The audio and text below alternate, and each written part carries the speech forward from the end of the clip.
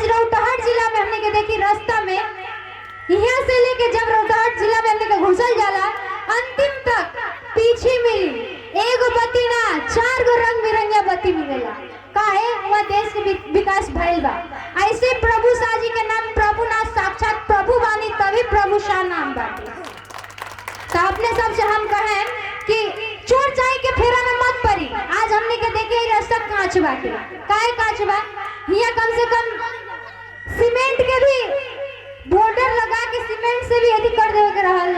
होई तो थोड़ा अच्छा बात रही। कहाँ गए रहल हमने के 10,000 के रुपया हमने के 5 साल बिका जाने से सब नेता लोग के बुद्धि बा ये लोग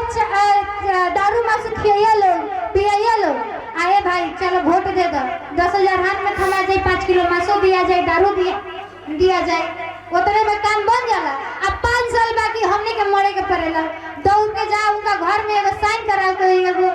सिफारिश करवावे के होई तो 5 दिन दौड़े के पड़ेला कि ना। हम झूठ बोले तो कहीं कि हम झूठ बोलते हैं 5 दिन दुआरी में दौड़े के पड़ेला वार्डा में चाहे कहीं भी पर सच्चा व्यक्ति के चुनन तो 5 एक बार कहें अपने के 5 बार काम करें। तो अपने सब इन्हें हम कहें कि सच्चा व्यक्ति के वोट दी। अगर अपने सब मोबाइल छाप में वोट देवता नहीं और ई हमने के 12 जिला का विकास ना होई घर घर में गैस चूल्हा महिला सबके तो अधिकार मानो गैस चूल्हा के कितना आदमी खा रहा है लकड़ी जला रहा है कितना आदमी धाम में जाके लकड़ी बीन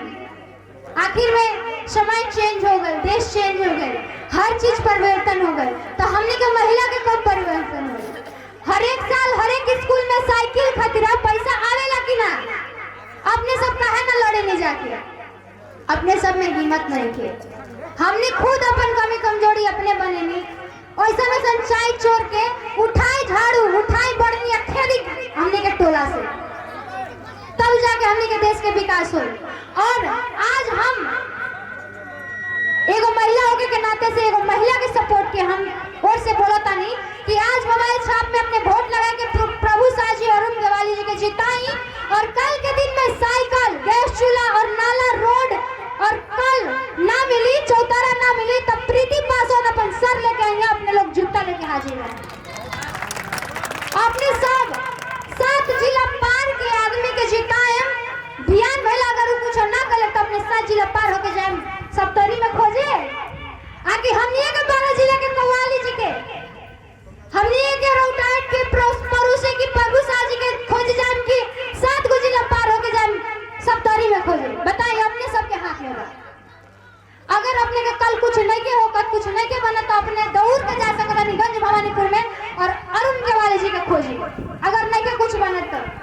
और अगर यहाँ से कुछ नहीं के होगा तो प्रीति से स्वयं आई है गाँव में प्रीति स्वयं आई है और अगर ना होई हम लड़ के अकेले अपने सबके हिंसा हम अकेले खड़ा होकर दिखाए कैसे कि 21 साल में हम जब इतना कुछ के आगे बढ़ल बानी तो आगे तक ले भी हम मरे वाला और डरने वाला और भागे वाला में से ना है। जब अकेले बनल बानी एक आदमी के पावर से तो एक ही आदमी के बल पर